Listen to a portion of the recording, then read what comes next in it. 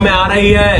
केटली आपको पता चल रहा है कि केटली बहुमत से विजयी होने जा रही है। यहाँ पर माननीय चंद्रशेखर आजाद जी का आप कह रहे हैं कौन चंद्रशेखर, आपको 2026 में भी बताएंगे और 2028 में भी बताएंगे कि चंद्रशेखर आजाद कौन है, क्योंकि आपकी नींदें उड़ी हुई हैं। आजाद समाज पार्टी के आने से भारतीय जनता पार्टी को मालूम है कि अगर कोई मुकाबला हमारा कर सकता है और कर रहा है तो आजाद समाज पार्टी है। चंद्रशेखर आजाद हैं, दामोदर यादव हैं, जो लगातार आपकी गलत नीतियों का विरोध कर रहे हैं। यही कांग्रेस है, न बाबा साहब की प्रतिमा पे बोलने को तैयार है, एक दिन का उपवास कर करके और ये ढिंडोरा पीटने का काम कर रही है कि हम ही हैं असली संविधानवादी। जबकि हमारी आजाद समाज पार्टी ने, माननीय दामोदर यादव जी ने पूरे प्रदेश में भ्रमण किया और पूरे प्रदेश के लोगों से कहा कि आप चिंता मत करिए, केटली का साथ दीजिए, आजाद समाज पार्टी का साथ दीजिए, जिससे आने वाले समय में ये भारतीय जनता पार्टी की सरकार को फाड़ने का काम करेंगे। क्योंकि ये वही भारतीय जनता पार्टी है जो बाबा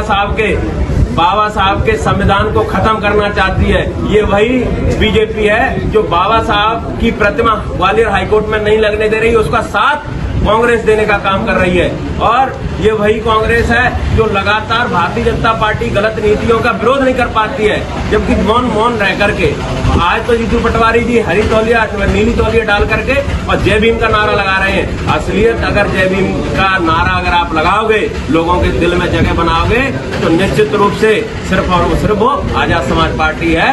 कभी भी जीतू पटवारी जी, ये आपको लोग समझ गए कि आपने 80 वर्ष में आज किस तरीके से जनता को ठगने का काम किया है। एक तरफ लगभग 90% लोग SC ST OBC के दतिया में हैं। आपके नेता और आप कहते हो कि हम पिछड़े वर्ग को या संख्या के अनुपात हम लोगों को टिकट देने का काम करेंगे।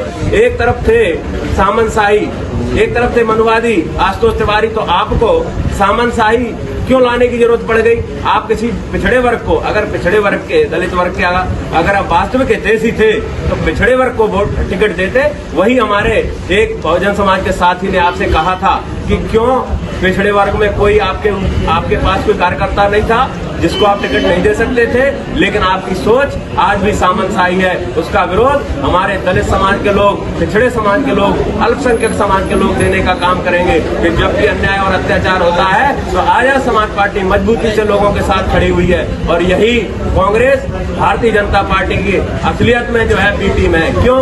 क्योंकि जो हमारे दामोदर यादव जी ने आपको बताया कि जब जवरा में हजारों करोड़ का जो घोटाला हुआ, उस पर यही कांग्रेसी वहां जाकर के उस मंदिर में माथा टेक करके नौता खाने का काम कर रहे थे। और हम लोग विरोध तब भी किया, आज भी किया और भविष्य में भी करते रहेंगे। इसीलिए 30 तारीख को हमारे लोग, दलित, पिछड़े, आदिवासी, अल्पसंख्यक लोग दामोदर यादव जी को जिताएंगे और इनको यहाँ से भगाने का काम करेंगे। बोलना है वकील साहब, बोल। बस एक यही स्लोगन कहूंगा कि सियानी बिल्ली खंबा नोचे और उनका काम नहीं है।